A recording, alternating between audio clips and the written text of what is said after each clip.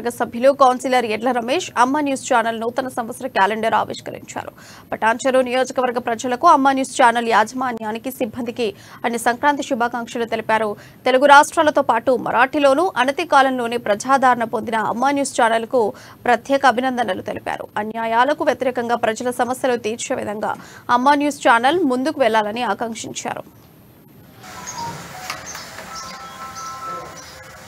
అమ్మా న్యూస్ వారి క్యాలెండర్ ఆవిష్కరణ నిర్వహించడం జరిగింది.